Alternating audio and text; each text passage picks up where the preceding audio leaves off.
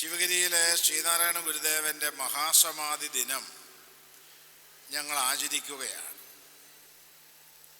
അപ്പോഴുണ്ട് ഒരു മെസ്സേജ് ഞങ്ങൾക്ക് കിട്ടി.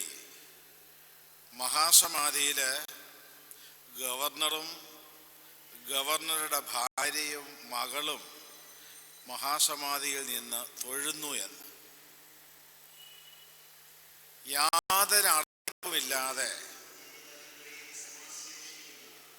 പ്രോട്ടോകോൾ നോക്കുകയോ സെക്യൂരിറ്റി ചെക്ക് നോക്കുകയോ ഒന്നുമില്ലാതെ കുടുംബസമേതം മഹാസമാധി സന്നിധിയിൽ ഞങ്ങളുടെ ആരുടെയും ഒരാളുടെയും ക്ഷണമില്ലാതെ മഹാസമാധി സന്നിധിയിൽ വന്ന് തൊഴണമെങ്കിൽ ആ വ്യക്തിക്ക് ശ്രീനാരായണ ഗുരുവിനോടും ഗുരുവിൻ്റെ ദർശനത്തോടും എത്രയേറെ ആദരവുണ്ടായിരിക്കണം. അതാണ് ശ്രീ ആരിഫ് മുഹമ്മദ് ഖാൻ. അടുത്തിരുന്നുകൊണ്ട് ഞാൻ അദ്ദേഹവുമായി സംസാരിക്കുകയായിരുന്നു. കേരളത്തിൽ 2 മാസങ്ങൾക്ക് മുമ്പ് നമ്മളുടെ രാഷ്ട്രപതി ശ്രീമതി ദ്രൗപദി മുർമു വന്നു. അന്ന് തിരുവനന്തപുരത്ത് ഒരു അത്താഴ വിരുന്നുണ്ടായിരുന്നു. ആ അത്താഴ വിരുന്നിൽ ശിവഗിരി മഠത്തിൻ്റെ പ്രതിനിധിയായി എന്നെയും ക്ഷണിച്ചിരുന്നു. ഞാനതിൽ പങ്കെടുത്തപ്പോൾ നമ്മുടെ ബഹുമാനപ്പെട്ട ഗവർണർ ആരിഫ് മുഹമ്മദ് ഖാൻ എന്നെ പ്രത്യേകമായി കണ്ടിട്ട് എൻ്റെ ചെവിയിൽ പറഞ്ഞു, ബീഹാറിൽ ഗവൺമെൻറ് തലത്തിൽ ഗുരുദേവനെ കുറിച്ചൊരു പ്രഭാഷണം നടത്തുവാൻ ആലോചിച്ചിട്ടുണ്ട്, അതിൽ ശിവഗിരി മഠം സഹകരിക്കണമെന്ന്. ഞാനിപ്പോഴടുത്തിരുന്നുകൊണ്ട് അദ്ദേഹത്തോട് ചോദിക്കുകയായിരുന്നു ആ പ്രഭാഷണത്തിൻ്റെ കാര്യം. അദ്ദേഹം പറഞ്ഞു, 2 മാസത്തിനുള്ളിൽ ആ പ്രഭാഷണം അവിടെ ബീഹാർ ഗവൺമെൻറ്റിൻ്റെ ആഭിമുഖ്യത്തിൽ സംഘടിപ്പിക്കുവാൻ വേണ്ടതെല്ലാം ചെയ്യും എന്ന് അദ്ദേഹം ഈ വേദി വെച്ച് പറയുകയുണ്ടായി. അങ്ങനെ ഗുരുദേവനോട് ഇത്രയേറെ സ്നേഹവും ആദരവും ഭക്തിയുമുള്ള, ഭാരതീയ സംസ്കാരത്തിലും അദ്വൈത വേദാന്ത ദർശനത്തിലുമൊക്കെ ആഭിമുഖ്യമുള്ള ഒരു വ്യക്തി തീർച്ചയായും ഏകലോക ദർശനം അന്തരാത്മാവിൽ നിറച്ചുകൊണ്ട് തന്നെയായിരിക്കണം ജീവിക്കുന്നത്. അതുകൊണ്ടാണ് ഈ സമ്മേളനം ഉദ്ഘാടനം ചെയ്യുവാൻ മറ്റാരെയും കാളി യോഗ്യൻ ശ്രീ ആരിഫ് മുഹമ്മദ് ഖാൻ ആണെന്ന് മനസ്സിലാക്കിക്കൊണ്ട് അദ്ദേഹത്തെ തന്നെ ഞങ്ങൾ ഈ സമ്മേളനത്തിലേക്ക് ക്ഷണിച്ചത്. സഹോദരങ്ങളെ, സമയത്തിൻ്റെ പരിമിതി ഉണ്ട് എന്ന് എനിക്കറിയാം. അതുകൊണ്ട് ദീർഘമായി ഞാൻ സംസാരിക്കുവാൻ ആഗ്രഹിക്കുന്നില്ല.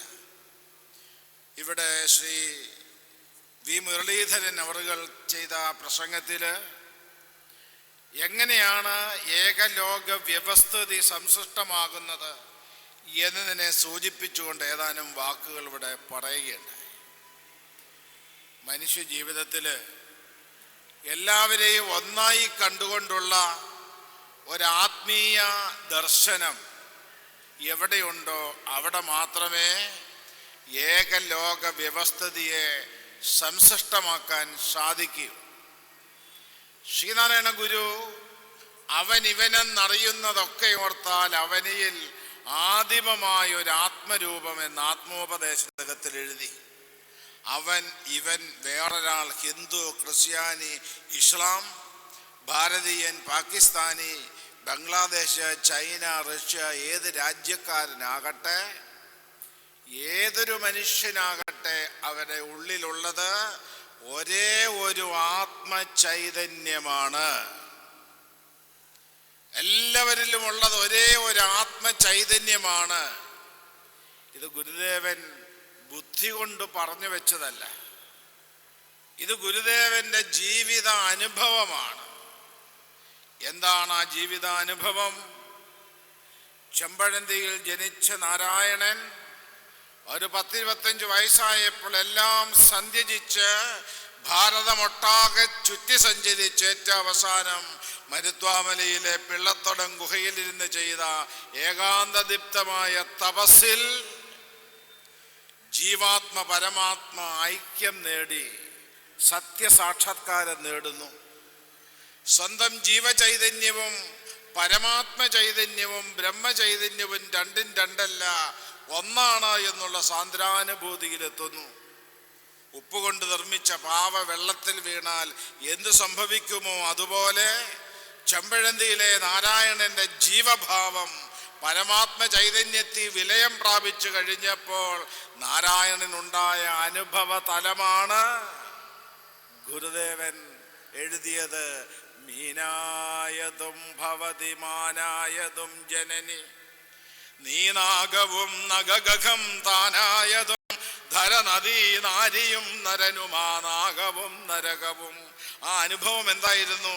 മീനായതും മാനായതും പക്ഷിയായതും പറവയായതും നഖമായതും ഖഗമായതും നരനായതും നരിയായതും സ്വർഗമായതും നരകമായതും സവരിയുധാതി നിഖില സകല പ്രപഞ്ചമായതും ഒരേ ഒരു ചൈതന്യം തന്നെ.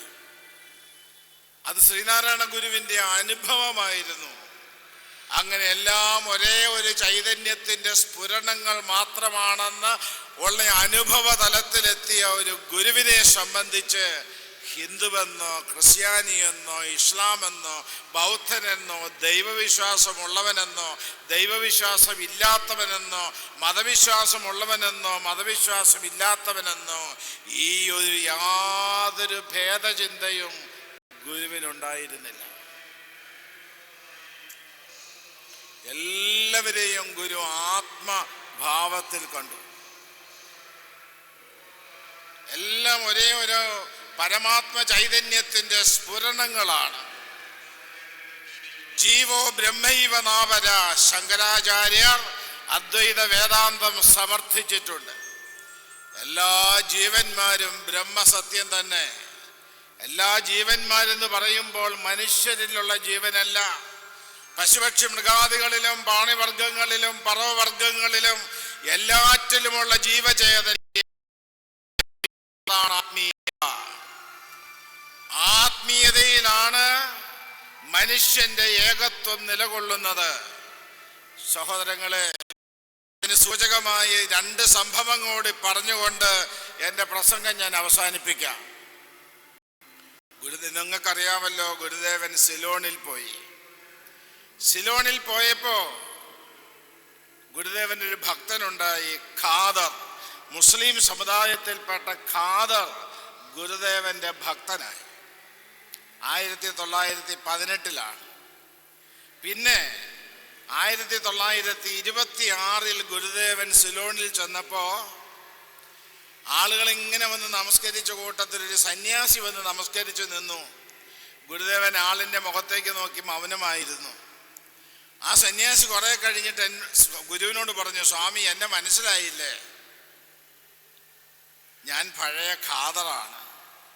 സ്വാമിയോടുള്ള ഭക്തി കൊണ്ട് ഞാൻ ഇന്ന് സ്കന്ദസ്വാമിയാണ്, തമിഴനാണ്. എന്നെ സ്വാമിയുടെ ശിഷ്യസംഘത്തിൽ ചേർക്കണം. അപ്പോൾ ഗുരുദേവൻ ഈ ഖാദറിനോട്, കാന്തസ്വാമിയോട് പറഞ്ഞു, നമുക്ക് ഖാദറിനെ അറിയാം, കാന്തസ്വാമിയെ അറിഞ്ഞുകൂടാ. നമ്മുടെ ശിഷ്യസംഘത്തിൽ ചേർന്ന് പ്രവർത്തിക്കാൻ ഖാദറായിരുന്നാൽ മതി, സ്കന്ദസ്വാമിയാകേണ്ടതില്ല. സഹോദരങ്ങളെ, ലോകത്തിൻ്റെ പ്രശ്നം മതപരിവർത്തനങ്ങളും മതസംഘടനകളും മതത്തിൻ്റെ തീവ്രവാദങ്ങളുമാണ് എങ്കിൽ ശ്രീനാരായണ ഗുരു കാട്ടിത്തന്ന ഈ ഒരു മാതൃകയെ സ്വീകരിച്ചാൽ ഏകലോക വ്യവസ്ഥിതിയെ സംസൃഷ്ടമാക്കാൻ സാധിക്കും. മതമല്ല വലുത്, മനുഷ്യനാണ് വലുത്. ആലുവ അദ്വൈതാശ്രമത്തിൽ ശ്രീനാരായണ ഗുരുവിന് ഒരു ശിഷ്യനുണ്ടായിരുന്നു, ചാക്കോ.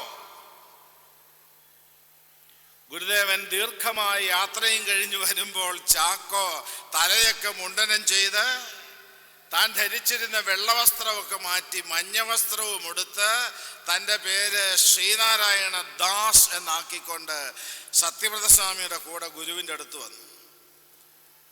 ഗുരു ചോദിച്ചു, ഇതാരെ? ചാക്കോ.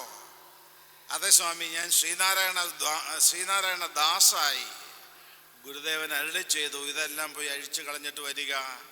നമ്മുടെ ആശ്രമത്തിൽ ചാക്കോ ആയി ജീവിക്കണം. ചാക്കോ ശ്രീനാരായണ ദാസ് ആകേണ്ടതില്ല.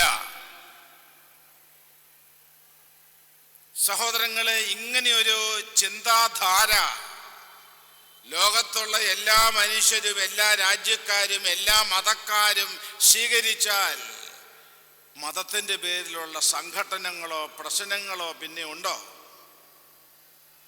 ഗുരുദേവൻ ചെയ്തത് എന്താണ്? മനുഷ്യന്റെ ദൈനംദിന ജീവിതത്തിലുള്ള പ്രശ്നങ്ങൾ ജാതിയാണ്, മതമാണ്, ദേശഭേദമാണ്. അത് പാടില്ല എന്ന് ഉപദേശിച്ചു. ഒരു കാര്യം കൂടി പറയട്ടെ. ഗുരുദേവന്റെ ഒരു ഭക്തൻ, ഇവിടെ അടുത്ത പരവൂരിലുണ്ടായിരുന്ന ഒരു ഭക്തന്റെ മകൻ കരുണാകരൻ ജർമ്മനിയിൽ പഠിക്കാൻ പോയിട്ട് അവിടെ വെച്ചൊരു മാർഗറ്റിനെ സ്നേഹിച്ച് ആ മാർഗറ്റുമായിട്ട് സ്വന്തം വീട്ടിൽ കൊല്ലം പരവൂരിൽ വന്നപ്പോൾ വീട്ടുകാർ പറഞ്ഞു, ഈ ക്രിസ്ത്യാനി പെണ്ണിനെ നമ്മുടെ വീട്ടിൽ കയറ്റാൻ പറ്റില്ല. അപ്പോഴുണ്ട് ഗുരുദേവൻ ഇടപെട്ടു. ഗുരുദേവൻ പറഞ്ഞു, ഇവരുടെ തമ്മിലുള്ള വിവാഹം നടക്കട്ടെ. ഈ ക്രിസ്ത്യാനി പെണ്ണിനെ ഹിന്ദു യുവാവായിരിക്കുന്ന കരുണാകരൻ കല്യാണം കഴിക്കട്ടെ. ശിവഗിരിയിലെ ശാരദാമഠത്തിൽ വെച്ച് കല്യാണം നടത്താം. ഗുരു മാലയെടുത്തു കൊടുക്കാം. ഗുരു ഒന്ന് കൽപ്പിച്ചു കഴിഞ്ഞാൽ പിന്നെ വിപരീതമായി ആരും ഒന്നും പറയില്ല. ഈ ശാരദാമഠത്തിൽ വെച്ച് വിവാഹം നടന്നു. ക്ഷേത്രത്തിൽ വെച്ച് ആദ്യത്തെ വിവാഹം അതാണ്. ഇപ്പൊ ഗുരുവായൂരിലും മറ്റുമൊക്കെ നൂറുകണക്കിന് വിവാഹം നടക്കുമ്പോൾ അതിന് തുടക്കം കുറിച്ചത് ശിവഗിരിയിലാണ്. ആ വിവാഹം അവിടെ നടക്കുമ്പോൾ ഗുരുദേവൻ അരുളി ചെയ്തു, പാശ്ചാത്യമെന്നും പൗരസ്ത്യമെന്നുമുള്ള വേർതിരിവുകൾ ഇല്ലാതായി മനുഷ്യരൊന്നായിത്തീരുന്നൊരു കാലമുണ്ടാകും. അതിൻ്റെ തുടക്കമാണ് ഈ വിവാഹം. ഗുരുവിൻ്റെ കാഴ്ചപ്പാടതാണ്.